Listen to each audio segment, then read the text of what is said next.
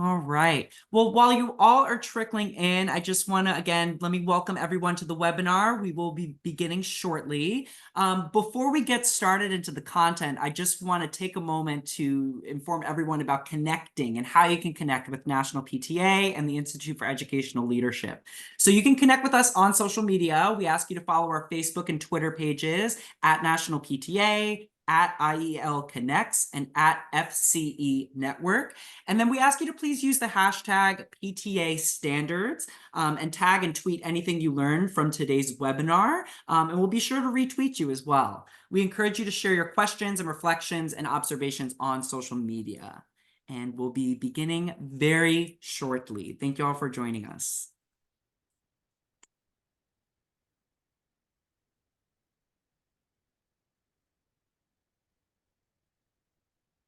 All right. Well, we're at the top of the hour right now, so let me once again welcome everybody to today's webinar. My name is Daniel Ehrenpreis. I'm National PTA's Family and Community Engagement Manager. I have just a few housekeeping details for you before we get started. So first, we would love you to introduce yourself, so please use the chat at the bottom of your screen. It's enabled now, so you all can introduce yourselves. To share your name, share your city or state and or what organization you represent, if that's applicable. Be sure to select panelists and attendees or everyone so that we know who all is here. All attendees are in listen-only mode today, but we encourage your engagement by posting questions in the Q&A box at the bottom of your screen. We'll dedicate the last 10 to 15 minutes to responding to your questions that you post and field some of your questions to our panelists today.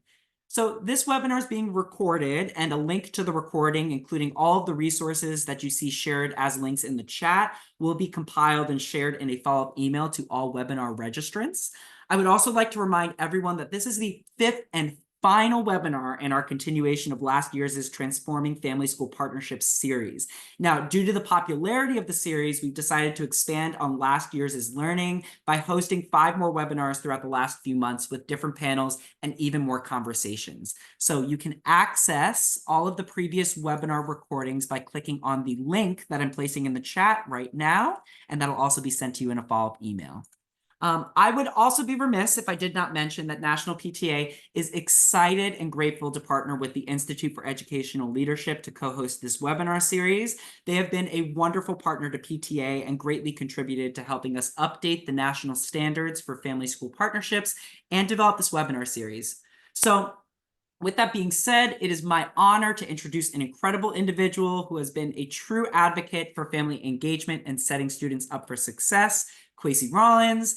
Kwesi is a member of IEL's senior leadership team and guides IEL's portfolio of programs designed to develop and support leaders with a particular emphasis on family and community engagement, early childhood education, and community-based leadership development.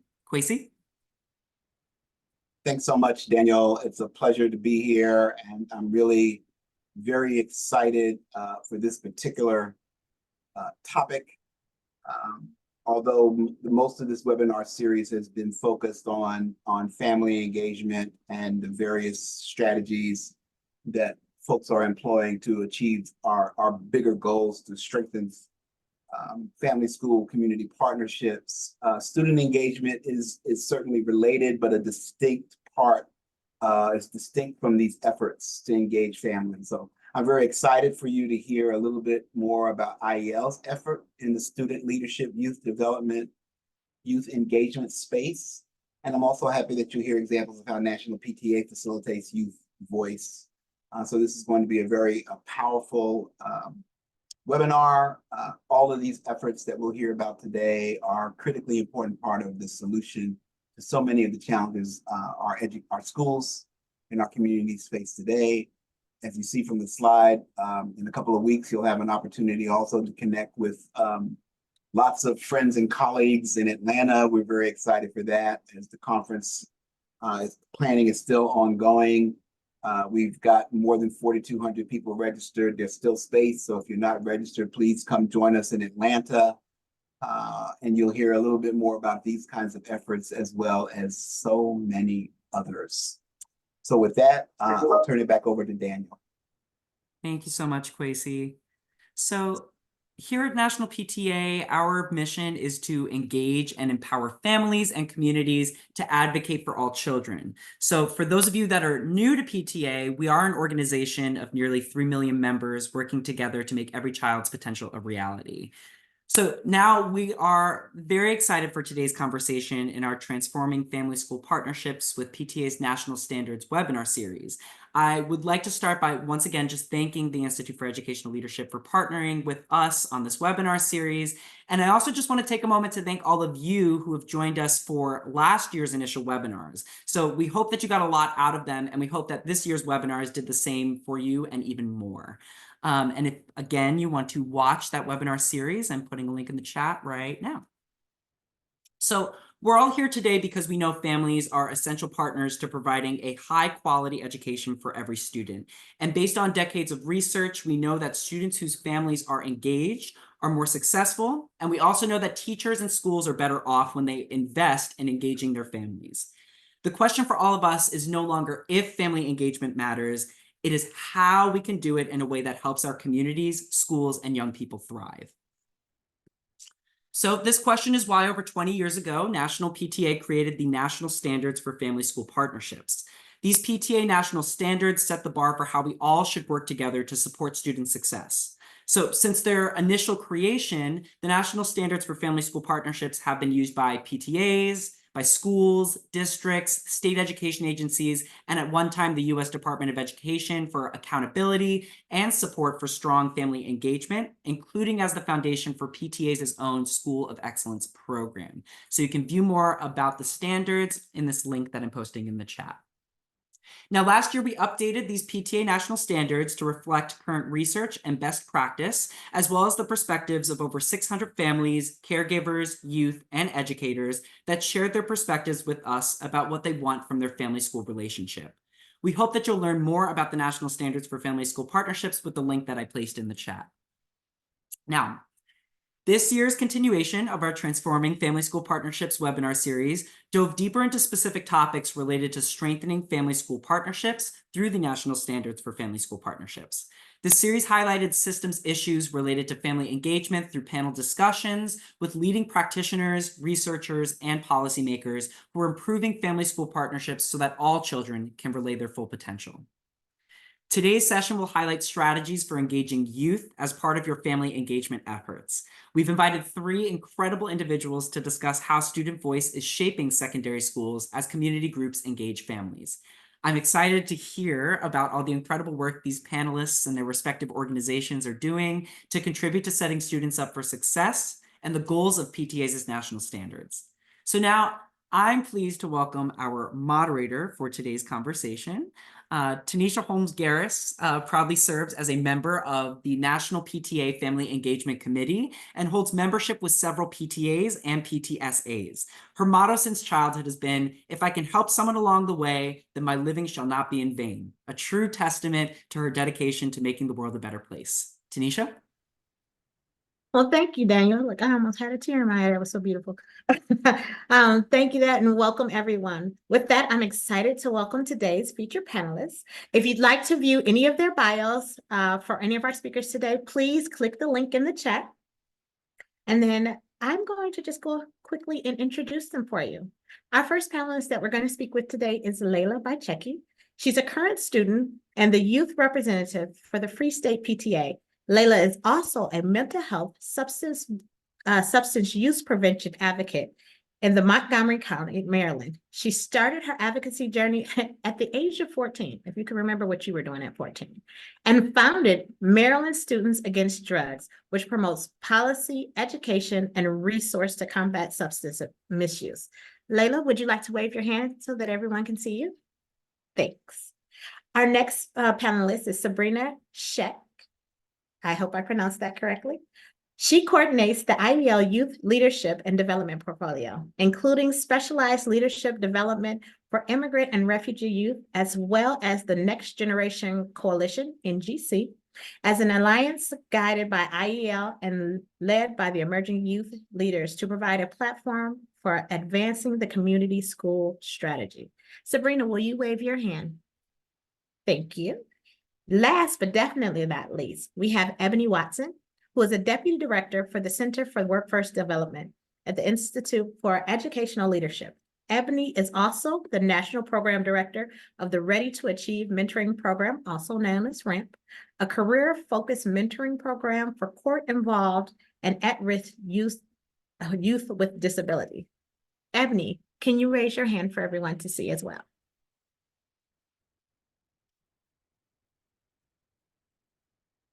All set? All right. So now that you've met some of our wonderful speakers that we're going to talk to today, I'd like to bring each of them in to tell us a little bit about who they are and what they do. And we're going to start our conversation off with Layla, who's going to tell us why student voice is necessary for strengthening the family-school partnerships. Layla, the floor is yours. Thank you so much for the wonderful introduction. Hello, everyone. I'm so grateful to be speaking in front of all of you today. And thank you so much for the question. So my answer would simply be students are families. They're the core of families and they're what makes families run. If something affects them, I know in my household, if something affects me, it affects everyone in the house. It could bring, so a student, if there's an issue with a student, it could bring a whole family into it. Now, families collaborating would bring various types of change since everyone has different types of problems, whether that be change in like the education curriculum, the health curriculum, different resources needed for teens. The change we bring is the change that families are going to repeat. And parents also need an outlet to express their concerns and learn more about what their child would be going through in school, so there could be a more supportive household. They need resources, they need education, they need policy changes and overall a voice, so students can be as empowered as they are in school with all the teachers trying to help them, as well as in their own household where their growing and advocacy begins. And I know the goal of supporting their children would make parent-school partnerships less dramatic, which would be an incentive for parents to join and participate actively. When I asked my mom earlier today what would make her join the PTA, she said nothing because there's too much drama. And I was like, you're right, but that's what needs to change. The common goal of making change for their children, for their family, and for their loved ones. With that clear goal, real change can get done without drama. Because I experience it in all the clubs that I'm in. It's not just adults, it's not just kids.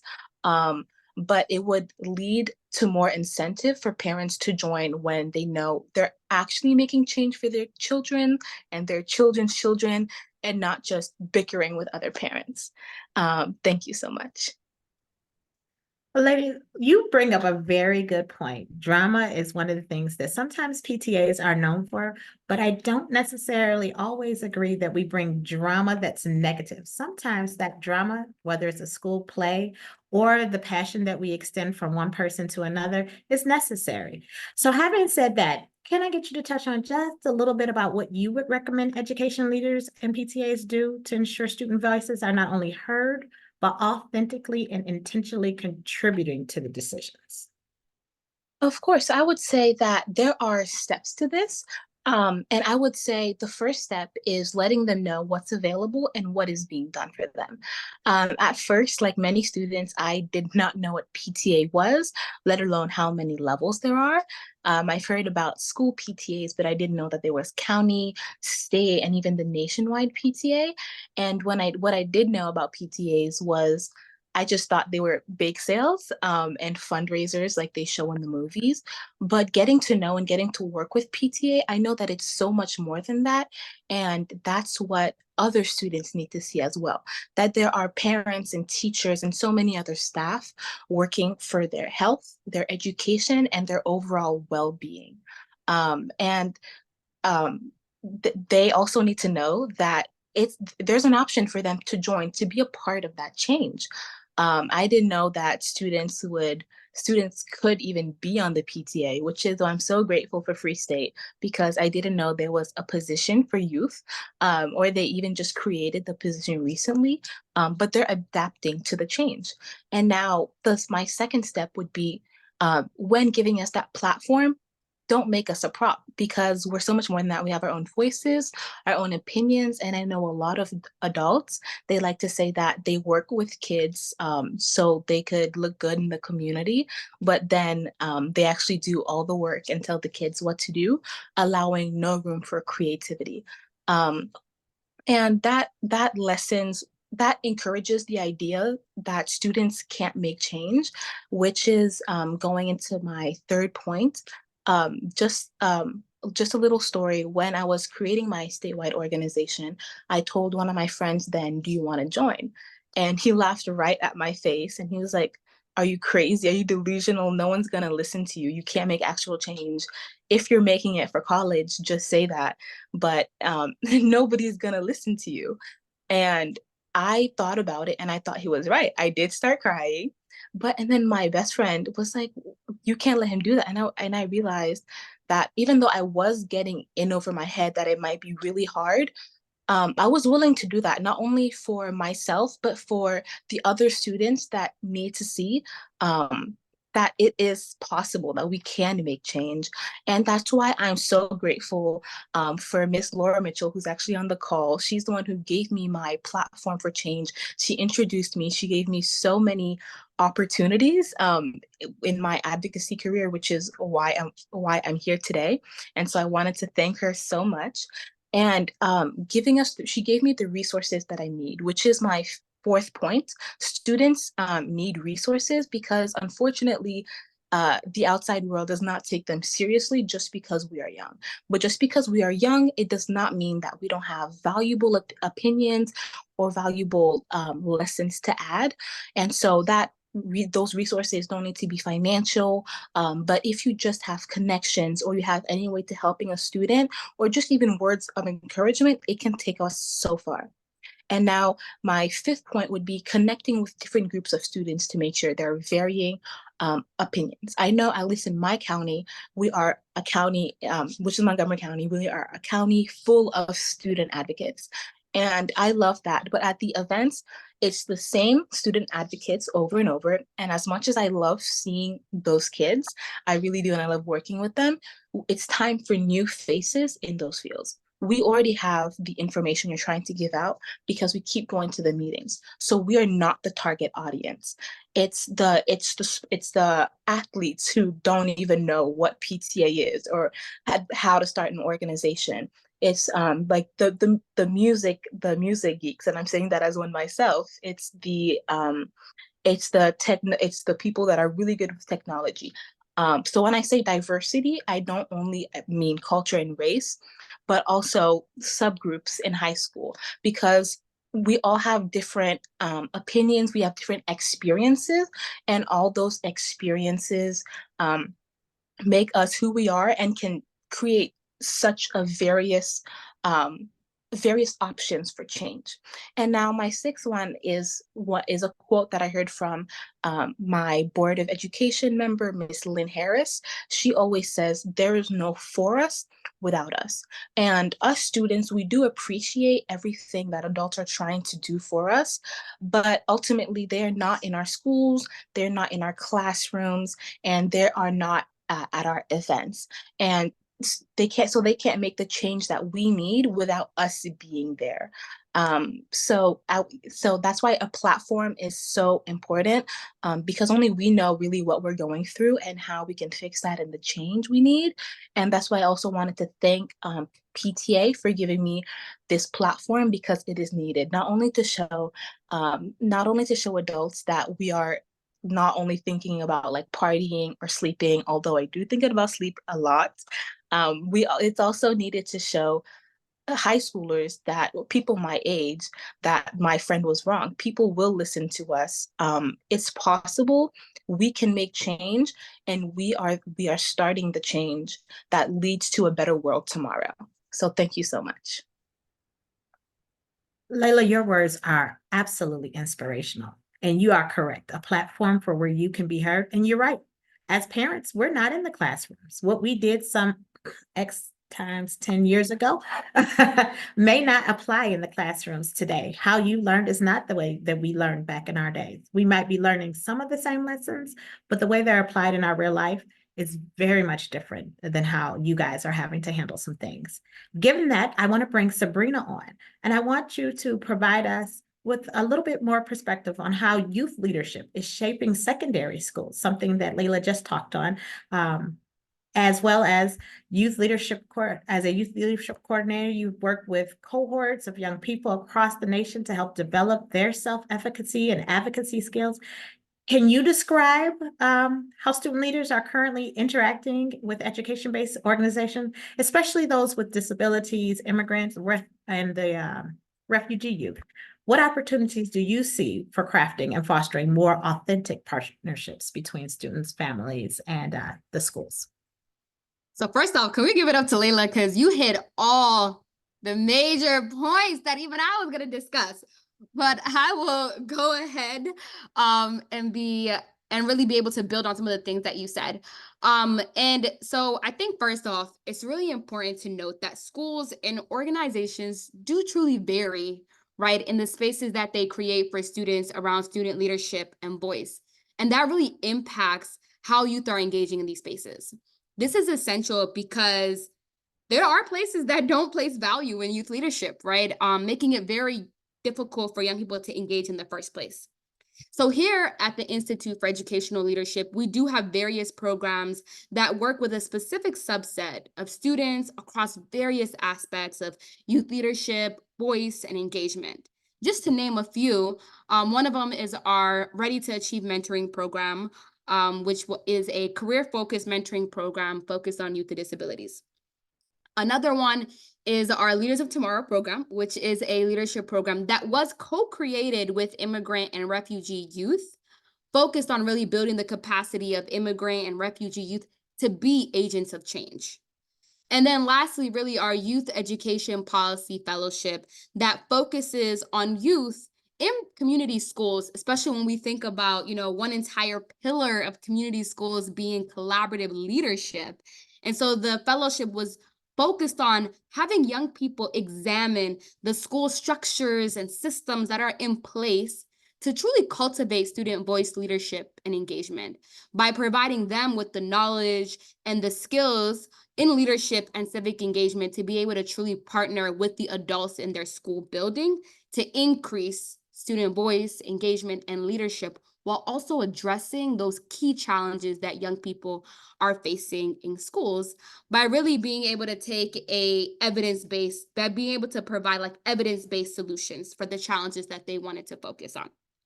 And so to kind of give you all a little bit of an idea of, well, what did these programs look like in practice, and how did the students engage with the schools and the organizations after really building these knowledge and skills? Well, here's just a few to name. And so, for example, in Clarkston Community Center, the youth in Clarkston, Georgia, saw a need in their community, specifically in their school, around there was a lack of their school being able to provide opportunities for young people to truly be able to discuss some of the challenges that they're having in school and to have a opportunity to be able to then create some of those solutions. And so often we see in other schools having robust student government and some that don't. And so in this particular school, there was no actual student government in the school. And if there was, it wasn't really being operationalized, right? They weren't really actually doing anything to really uplift the challenges that young people were facing. And so what the students really did was, and are currently in the process of doing, is they're creating a student government in their school that truly is representative of their student body. And I think it'll be important to highlight that, the school isn't actually in support of this, especially when we think of leadership. And so students are really having to use this knowledge, the skills, the resources that they learn through the Leaders of Tomorrow program to continue to fight in being able to create a student government in their school. And so this is just a way to show that when students are building these knowledge and these skills, right, sometimes the real challenges they have to face to then be able to create the changes that they want to have in their schools or even in their communities. Another really great example is that there was a group of youth that we were working with out in California, and the youth were able to really identify some clear challenges that young people were were having. One of them, which is very small, you would think of, right, was the fact that youth weren't able to go to the bathroom after the school bell rang. And so for about 10 minutes before class and after class, they couldn't use the bathroom. And so they actually ended up putting a survey out to their student body, asking them, A, is this a challenge? Why is this a challenge? And what do we need to do? The students actually took this data, right, and analyzed it and had a meeting with their vice principal to let them know, hey, here's a challenge that young people are facing in our schools. Here's some possible solutions that we may have. And this is when we think of strong partnerships between youth and adults, right? The principal actually worked with the students and were able to pass new policies. And yes, it may have not been exactly what the students want, but it was new policies to be able to shorten down the time, right, where young people can actually go to the bathroom. And the reason why this was also important was there were only 2 bathrooms on certain floors within the school, which made it difficult, right, when there's a long period of time where young people can't be able to use something as simple as the bathroom. But also a success that happens when there's some true, authentic partnerships, right, between school staff and young people. And another one that I would highlight, and there's a lot more that I can discuss, was around the fact of there were youth in Arkansas through an ESL program in which they created another class that focused specifically for English language learners, where students learn different skill sets and knowledge in the Leaders of Tomorrow program, and youth were able to identify, hey, when new English language learners are coming to our school, they actually don't know, the families and the students are not being best supported to be able to acclimate into this new school culture, right? And so they created an entire toolkit that they can then provide to the new incoming students and the families to actually be able to ensure that there's a smooth transition, right, from where they're coming from and now where they're attending. And then they even created these amazing baskets around what do families need, what do students need, right, to truly engage. And so in all of these different experiences, it really shows and highlights that it's about, and I think Layla, you touched on this very clearly, it's about building the capacity for young people to lead, ensuring that they have the opportunities and the resources to lead, and ensuring representation, right? We often limit students and say which ones can and cannot do something, rather than actually really having the mindset that every single young person can lead and has the ability to lead. And so that brings into my next thing around, in all of these scenarios, you notice that, there are times where it was very difficult for the young people to create an impact. And on the other hand, there were times where it was actually, the environment was very supportive for young people to create an impact. And so these are actually truly matter, which really goes to my next step around, well, how do you create these authentic partnerships between students, families, and schools? Well, first and foremost, and I would actually quote the dual capacity framework, which is we need to build relational trust with our youth and our families to even have these strong partnerships in the first place. If we don't know who our students are, their experiences, where they're coming from, their challenges, their wants, their needs, then how can we truly work with them? How can we truly value them as partners?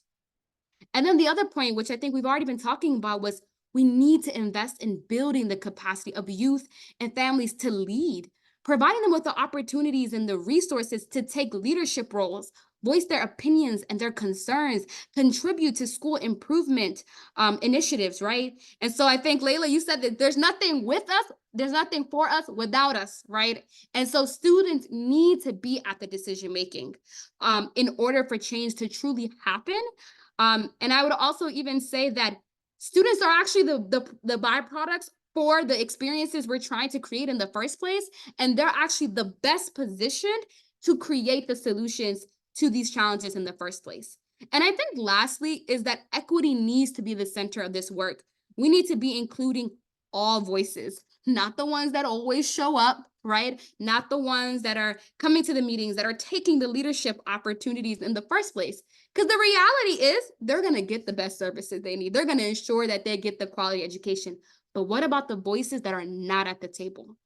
And then we need to take an internal look into ourselves and our own practices and the systems and structures we're putting in place to actually ensure that are we creating an environment that is truly conducive to partnership, or actually it's the things that we're doing that's making it very difficult to do that in the first place?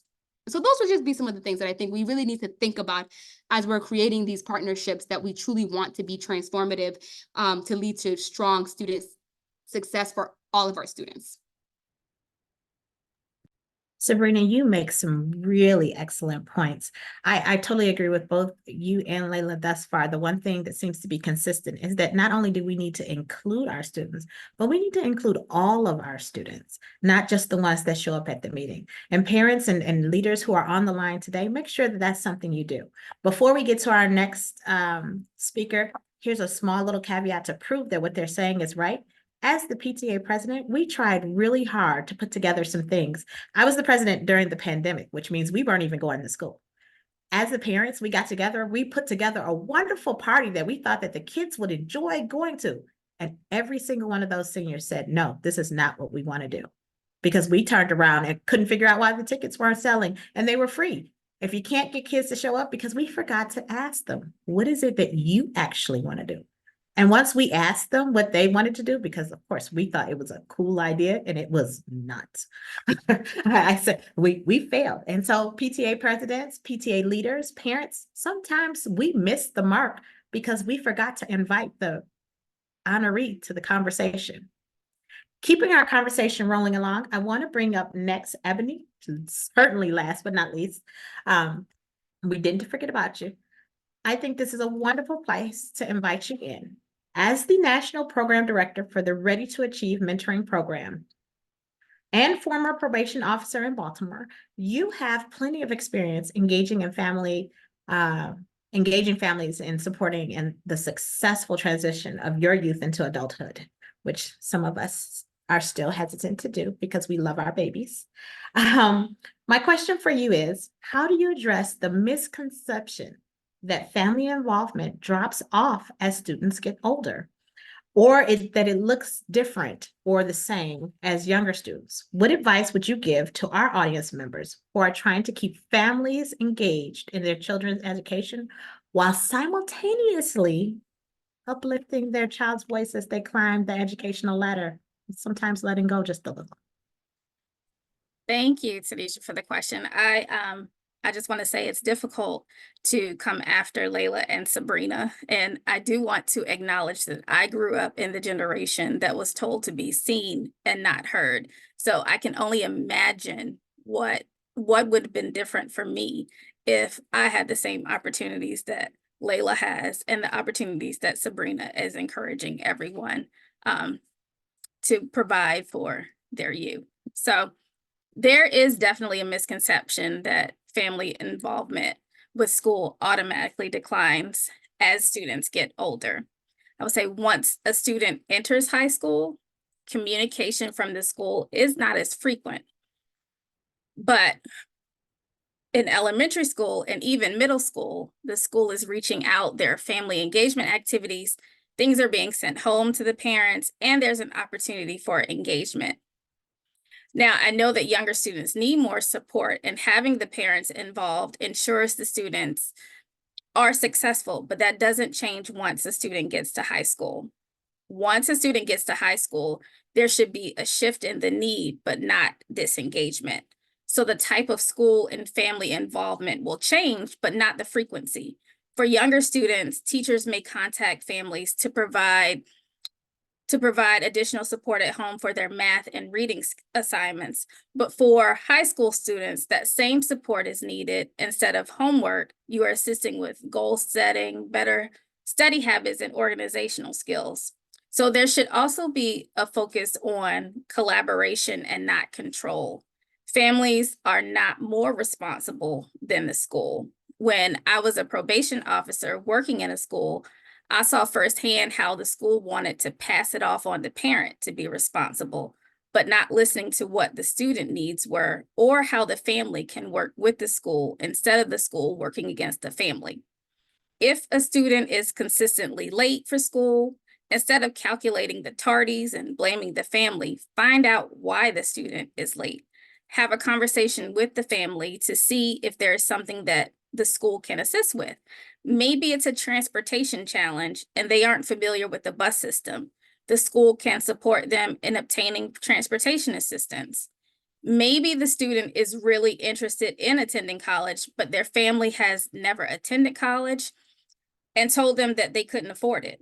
So when it's brought up in school, they disengage. So find out the why and figure out how to work with the family to support those students' goals. Assist them with learning about college applications and what assistance is available to the students. I think it's important for the involvement to be collaborative as students mature and prepare for transition. Parents shouldn't be afraid to go to the school for support, and the school shouldn't be afraid to go to the family for support. However, it is up to the school to ensure a welcoming environment, which brings me to my next point, which is there has to be open communication channels. As I mentioned earlier, there are more opportunities and activities for families to be involved in at the elementary school level. Those same channels of communication can be implemented to cater to older students and families. Family nights are good for high school students too. It provides an opportunity for families to get to know the teachers and the school staff and the activities the school has going on throughout the school year. Now, I know that even with family nights, all families may not be able to attend. So create online communication systems or discussion forums as a way to engage parents and school staff. Email newsletters that highlight activities happening at the school and ways families can get involved, or host workshops on a variety of topics like college applications and financial aid. All of these create opportunities for families to become engaged and know what's going on in the school with their students. When it comes to school outreach, it's also important to highlight student success. Most often when the school contacts the family, it's when something is wrong. There's some sort of behavioral issue. But what if they start sharing with the students when the students have achieved something, showing their success in a class or with a project? Share how the student assisted their peers with a community service project. We should allow the contact between the school and family to be positive and make it fun. Fun doesn't only happen in elementary school. There are ways that we can incorporate fun activities and interactive elements into family engagement opportunities that can spark interest and make involvement more enjoyable. Now, for some advice that I would give for families, change your focus from doing for them to doing with them. Support is important. However, the support doesn't have to look like instruction. It should be a conversation about what the student wants to do, and families can provide advice, but they have to hear and allow the student to make their own decisions. That also means creating a space where the student feels comfortable sharing their experiences, sharing their anxieties, and sharing their future goals. There's always an emphasis on grades, but the grades are important, but find out also what the student is learning and how those subjects connect with their interest. A student may not like chemistry, but what if they're really interested in skincare and can see the connection between skincare products and chemistry? That interest in chemistry may grow. It's also important to encourage your child to use their voice by participating in class discussions and school activities. Help them develop communication skills to express their ideas to their teachers and to advocate for what they need as well as the needs of other students.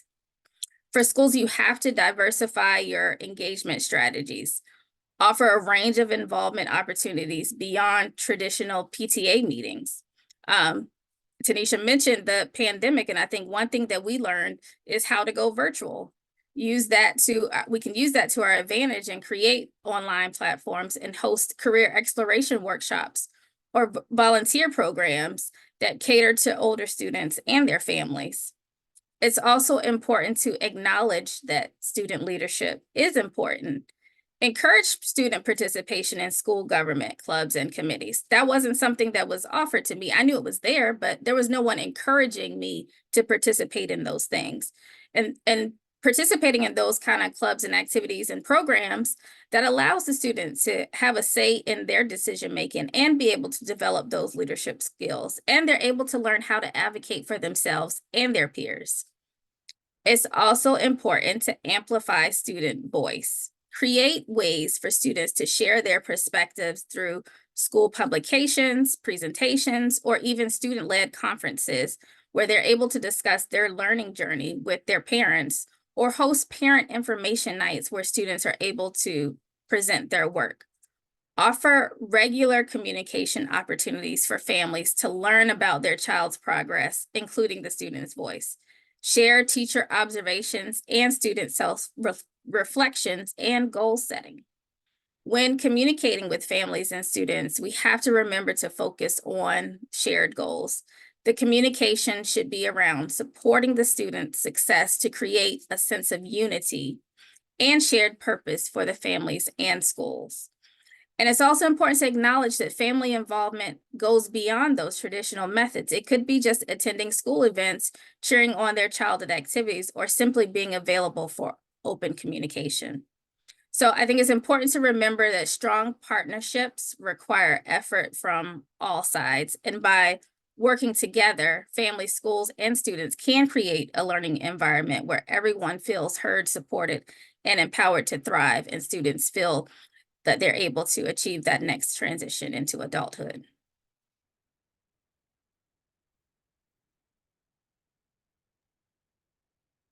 Ebony, thank you so much for everything that you said. I can honestly tell you that I'm over here taking my own set of notes, because even though I have young adult children now and not teeny tinies, I am an aunt. So I get to do and pass along some of this to my younger siblings who have students that are going through school.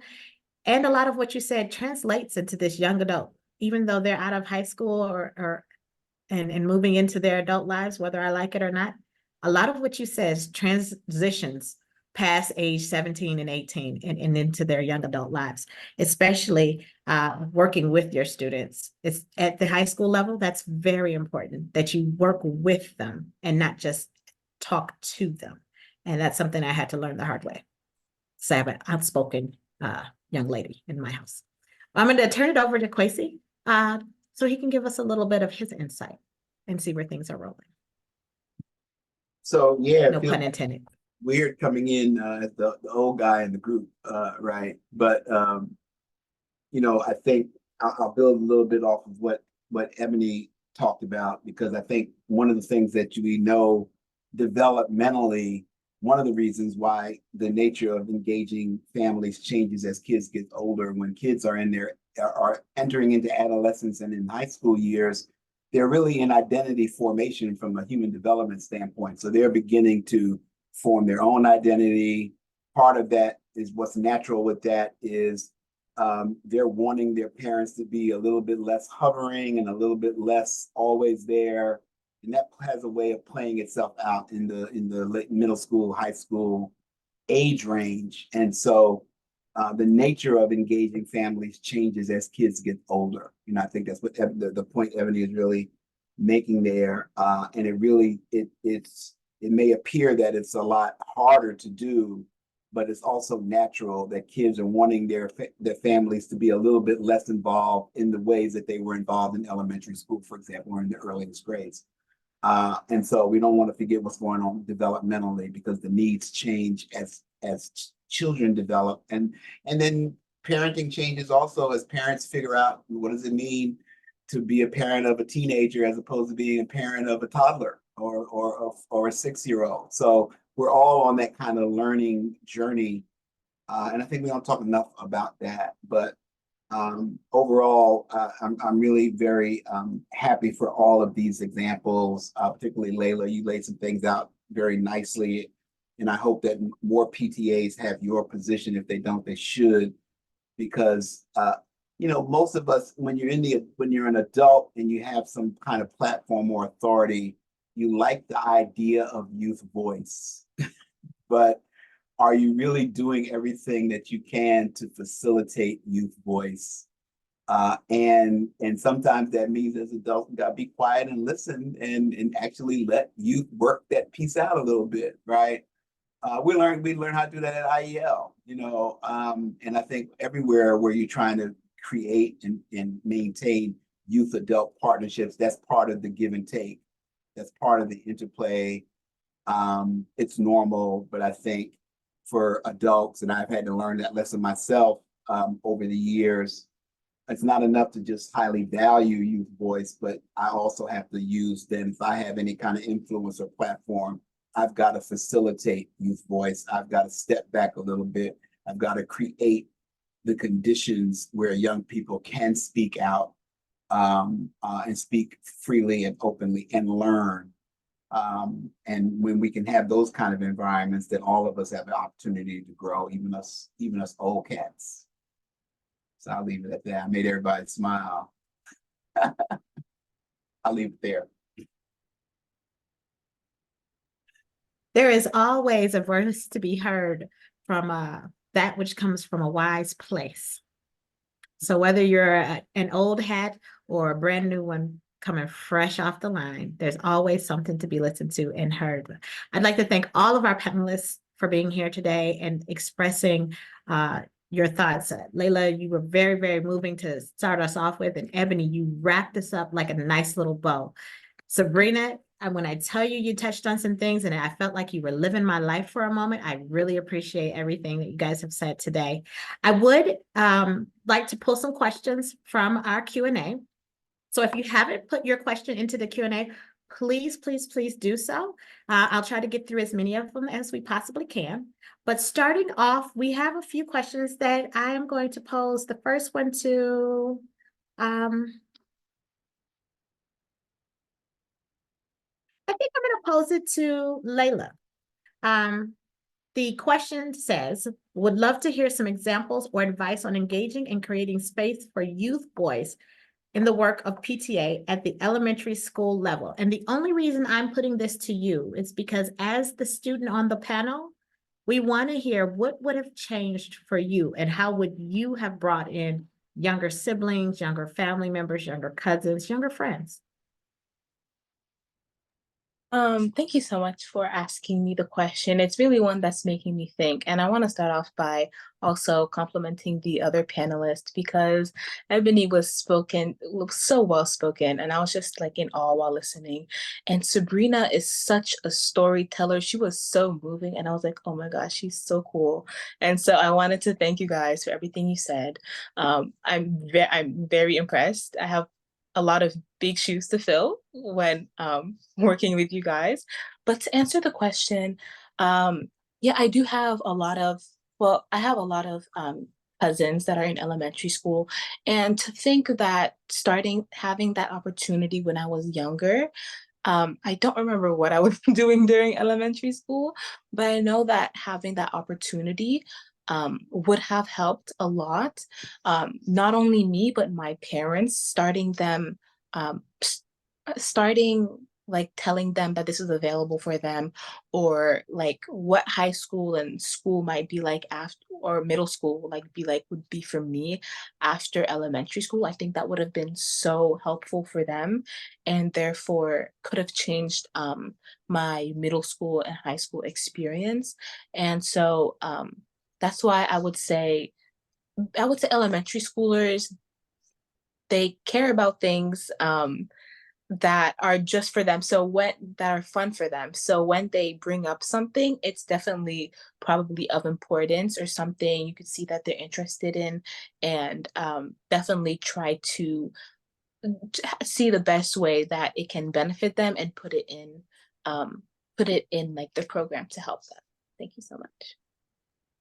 Can I add to that question? Absolutely. Okay, so when it comes to elementary, one thing that I was just gonna add was that oftentimes we think that, I think Quasi touched on it, developmentally things are different, right, between elementary, middle, and high school. But that doesn't mean that young people can't lead at any age and stage. It just looks different.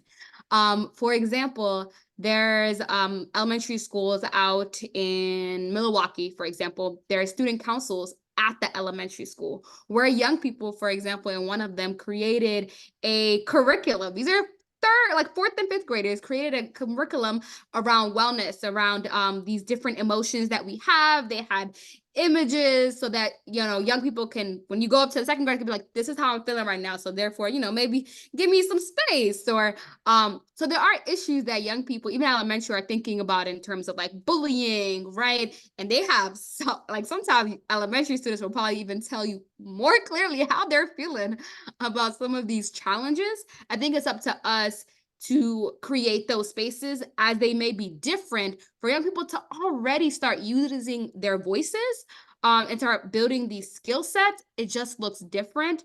But I definitely would say that elementary school students do have opinions, thoughts, and ideas. And there are some key issues that they definitely are thinking about, such as bullying, such as maybe school lunch, right? And these issues are also middle and high school. And they have some really great ideas and thoughts. And so it's important that we cultivate that space for them to actually voice their opinions and also build their capacity to make change in even their schools. Absolutely. And while I have you, let's stay right there, Sabrina. I'd like to pose this to everyone on the board. We have a few that tie into one another here in our Q&A. There's a question about what is the best way to invite and include youth and young adults to be involved in the serving on the boards. What kind of messages do you put together? What does that look like? And I'm going to ask everyone to answer the question, but if we could be brief so that we can get to one more really important question after this. Okay, so my quick thing around that would honestly be that, if you do have a board and you're inviting young people, don't just invite one or two. Ensure that there's equity in voices, as in like there needs to be a good, decent ratio between adults and young people in order to truly create a space that makes young people feel like I can be heard and I'm not this one out of 10 adults in the building. That can be very, very daunting. I think I'll just put that point out there. Ebony, Layla, whoever wants to go next. I agree with Sabrina. It can't just be one. And I think what Layla mentioned earlier about not using them, and I might misquote, but basically using the youth as a token, but actually using the youth as a valuable voice. So finding ways to engage them and have them come into the conversation by inviting them. It can be creative ways to invite them, letting them know that their voice does matter. They will be heard. And, also, I think it's important to make sure they see, like, as you're inviting them and engaging them, like the things that they're recommending starts to happen. Once they see that the things are actually starting to happen, that you're actually listening to them, then other youth will see that and want to get involved as well. Yeah, I agree with, oh, I'm so sorry. No. I was just gonna say I agree with what everybody said so far, and the only thing I would probably add on is work with other youth organizations to ensure that it gets out to as many students as possible. For example, I know at least in Maryland, we have the Maryland Association of Student Councils, which is basically like a big SGA, but it has students from all over Maryland, over 600 students, and we had a convention where about like 900 students went, and it's one of the biggest student groups in Maryland. And so working with organizations like that in state to state to ensure all different types of students get your information would be crucial. Thank you all for those answers. The only thing I can even add to this little pot to stir it up just a little bit is when you take and put into effect one of the students' ideas, or you listen to them, give them the credit for that idea. Yes, the PTA did it, but it came from John Smith or Sally Walker or Chris Mendez. Let them know that, hey, it wasn't me that gave the idea. Give your students their credit for giving you great ideas. And that by itself will help their classmates to see that not only do we listen, but we actually follow through. Moving on to our next couple of questions, and I'm going to put these together so you can add them in two pieces. It has to do with hearing the voices. So one, what do you do to hear voices from students and parents who don't come to meetings? And then two, how do we encourage the youth voice to increase in PTA membership and attendance at community schools? Specifically, they're expecting payment of dues causes divisiveness. Well, many of these schools have 65 to 99% of the students receiving free or reduced lunches. How are PTAs functioning in community schools so that youth and adults are active members? I'm going to let you go and answer the questions, and then I'll come back with a suggestion myself. Let's start with Ebony. So I think for the first part, for those that aren't coming to the meetings or activities, I think you have to look at how you're advertising it. Again, make it known that their voices do matter and are heard. And then find out why. What's the challenge for them to not attend? Is it the timing of it? Do they feel like it's not going to make a difference? But find out what are the challenges, and that can be posed through just asking if they're not coming. If you're at the school asking the students, how do we get you engaged in the PTA? How do we get your families engaged? Just getting their opinions. And I think for the second part, I think we have to change the way that we're engaging them. We have to understand that not everyone can afford to pay dues. So what are other ways? Who else can we partner with to help offset the costs for them to be a participant in the PTA? What are other things that we can do? How can we encourage it so that everybody has the opportunity to participate? So really just thinking outside of the box, I think, for all. How do we engage them in unique ways and find other resources for them to actually be able to participate? Thank you so much for that, Ebony. Sabrina? So a few of my thoughts, and I just wanted to put one quick last point to our other question around adding students to boards. One thing that I would also just emphasize is the processes that we have to have young people on the boards. Oftentimes we make it so difficult. We're like, you got to have these grades and you got to, put in this essay that you have to write, all these different things that make it very difficult. So even when we're thinking about the voices we want to get, what barriers have we put in place to even have those voices at the table in the first place? So really do think about your process.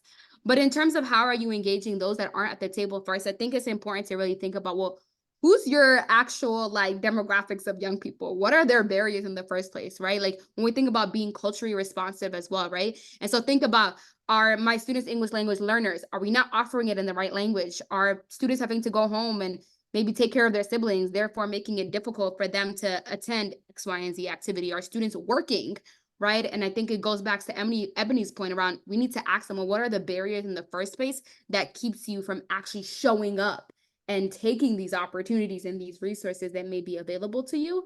And I think that's going to help us really increase that. And then ensuring that when we do create the opportunity, it's something that they want, right? Whether it's fun, it's something that they're interested in. And so it's both one, to ensure that you're addressing the barriers, and then two, ensuring that when you do create the opportunity that they're very engaging. And I think to the piece around the PTA, right? I think one thing, and Layla, you talked about it, you don't know that you can even be on a PTA or how you can get involved in a PTA. So I think the first step is, right, how are we clear on our communications on how young people can even show up and get involved in a PTA in the first place? I think the cost piece is a big issue and a barrier. And so it does mean, how do we partner with other folks to maybe eliminate those barriers, specifically for students and their families to participate in the first place? And so I definitely do think that we have to think about our own messaging, and also how are we creating those spaces for young people to then show up and be a part of it. Because I think for the longest, the ways PTAs have operated is it has been for more families and teachers, right? That partnership. And so since the table has now widened to include young people, there needs to be an intentionality of letting young people know, hey, this table's for you too. And here's how we're going to make sure that you're a part of it. And here's how we're going to engage you. And so I think that piece is going to be critical to truly increase young people being at that table. Fantastic. Layla? I agree with everything that was said. Once again, said so beautifully. I agree completely to the point of barriers and removing them. But since they already talked about it and covered it wonderfully, I'll step away from a second and talk from experience for both of the questions. I really only started my advocacy journey when I was really young because of incentives. And that's what, honestly, that's what gets students to do things these days. I went to my first advocacy meeting because my friend was speaking there, and that goes back to the point of diversity, not in culture but in maybe like social cliques or groups at schools. If you have like an athlete speaking at an advocacy event, more athletes are going to go and support their friends, and then they can get to see the platform, and that'll get more different types of students there. And then also to get parents and students, really kids really just want food, SSL hours, and fun. Like that's what gets them at events, and being with their friends. So if there's food, they're gonna be there. If there's fun, it should not only be like people talking at us, we get bored and then we won't want to get to come back. So it should be inclusive or back and forth or some making us think a lot and just not people talking at us. And I would say also, yes, giving them the opportunities and giving them SSL hours because as long as they get there the first time and then they get to see what's actually being done, what it's like, what it means, then they'll want to come back. And so maybe for like incentives to get parents to come as well, you can be like, well, we'll give 6 hours, 6 hours instead of 4 if you bring a parent or something like that. Because at the end of the day, most parents support their children. And if it's something that their children really, really care about and they can make it, they will try to make it most of the time. Thank you. Fantastic. Absolutely well said, all of our panelists. Just to tie it into a small bow, if you want to know how to get parents and students to know about your PTA, one, don't make it a secret. Don't make it a members only club. If there's a scholarship you're giving away or a pizza party you're giving away, that might be something different. But PTA should not be a secret in your school. So invite everyone to come out to every single meeting, every parent, every student, and let them know that it is open to everyone. That is how you're going to include their membership. And if you make your meetings boring, no one will come, because even as adults, we don't want to sit in another meeting for another hour and a half after we've been at work all day listening to other people talk to us. So have something fun. Have more than just budget reports. Make it an experience. Keeping that, now that we've moved all the way through this, I'd like to wrap up our question and answer session with our last question, and I'm going to give it to you, Layla. Does anyone have examples of social media that they can use to get the youth engaged? That's one way to bring our students to the meeting, because we have to meet them where they are. Yeah, I would say that social media, I was actually gonna talk about that in the last question, but I forgot. But I'm so glad it's the next question. Social media is so crucial. I know so many students who have just downloaded Instagram because that's where most of most of the advocacy opportunities are. And that's where it's fun. So it's mixing education with trends, which is what people look at these days, make it visually appealing, make it engaging. And so an example would be maybe like online challenges. I know I'm with Half the Story, which is to like a social media justice campaign. And they do a lot of collaborations with like different grants to promote like mental health and like different standards, like defeating standards on social media. And there's like so many online campaigns that they do. I remember one specifically that I really enjoyed was with the Coco Kind Beauty Care. I know they did like some competitions online and some polls, and if you got the answers right, you get or you do like a certain video, you get sent about like 3 Coco Kind products, which is I participated in it and I got like I got 3 and I still use it to this day. And I just think things like that that make it fun, that make it engaging, that make it visually appealing will draw students in. And that's where most of our things are. And so if it's not strongly on social media, if there's not a strong social media presence, then it's most likely to be it won't help as much. It won't be sent out as much to students. Thank you so much, Layla. And before I even let you go, I'd like to bring you up to tell the audience how they can get more involved with the work that you're doing. Well, my main work is against assist for substance use prevention, and I have my website called it's for my organization for MSAD, Maryland Students Against Drugs, and there you can find our link tree where you can find our Instagram, our TikTok. We have petitions to make Narcan available in health classes, health curriculum starting middle school. And so we'd be eternally grateful if you could sign those. We also have our Cash App where all the funds will go to getting Narcan kits out to our community and hosting community events. And we also have our email if you would ever want to contact me. Thank you so much, everyone, for being here. Thank you so much. We're going to ask our other panelists as well. Can you take the time now to tell us how we can get in touch with you? We will move on to Sabrina and then Ebony. So for us, if you guys have any questions around youth leadership, want to implement a RAMP program in your site or in your location, and or want to implement the Leaders of Tomorrow program, then you can reach us and we'll share our resources to be able to give you all our email addresses so that you can connect with us if you're interested in either of these programs. We also have 2 quick guides that are posted on the IEL resource website. One that's focused on how do you co-create leadership, immigrant and refugee leadership programs. And then the other is really focused on youth voice in community schools, in which we developed a framework around. And so if you're interested in any of those, check out the IEL website, and we'll also provide our email addresses in the chat box. Thank you. So I'll just say exactly what Sabrina said. We have great program models, and we know that they work. So if you're interested in getting our programs in your schools or your communities, feel free to reach out to us. We're happy to help and support you in implementing these program models. I want to thank all of our panelists today for sharing your resources, your insight, your knowledge, your experience. Keep in mind, all of the resources are going to be placed in a folder, and that link will be dropped into the chat for you. And I do believe we're also going to be sending it out in a follow-up email, so please be sure to look out for that as well. Helen, I'd like to bring you on to close us out, if that's okay with you.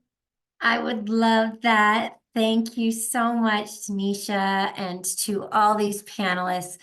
I could not think of a better discussion to close out this year's webinar series than this one today. So very much thank you. And please take a minute to check out the chat and all the other great thank yous from the panel, from our audience today. As we close out, I just want to share this series came to be. Kwesi and I had a meeting over sweet potato pancakes, I believe, Kwesi, the Bus Boys and Poets, as we were updating the national standards for family school partnership and having a conversation we'd had many times before about how we both have such incredibly powerful and important networks in our organizations, and what could we do to really bring those networks together around so many shared kind of questions and issues when it comes to family school partnerships. So the first thank you is to Kwesi and behind the scenes Liz Thacker at IEL and the whole team there who've just been a tremendous partner with us in this work, and we are always thrilled to be able to do it together. I'd also like to thank our senior leadership at National PTA. I know at one point she was on, I hope she's still here, Yvonne Johnson, our national president, who's been a tremendous supporter of this work, as well as Nathan Monell, our executive director. And for those of you, one of the things I could wish most for you is you all have the opportunity to work with the incredible Daniel Aaron Price, who has been the kind of main organizer of this work. So thank you, Daniel, for always having everything organized and a smile on your face, and for the work you did to bring together. We had this year 23 speakers and moderators in this series this year. So just incredible amount of expertise and experience that we have all been able to benefit from. And lastly, I just want to thank the audience. Thank you all for tuning in to the Transforming Family School Partnerships webinar series. Whether you started watching today or you've been tuning into every one, thank you for getting with us in this journey. For the school and nonprofit folks in the room, we also hope you'll connect with your PTA. You can find them or start a new PTA with the link Daniel is putting in the chat. And including pta.org/join. So we hope those connections can continue to be fostered. We encourage you to watch and share the recordings of each of our webinars. You can find all of those on the National PTA YouTube page. And we'll be sure to also send them to you in a follow-up invitation. So thank you all again for this wonderful time together, and we hope to see you again next year. Thank you. Big shout out to Daniel. Thanks for all you do. My buddy.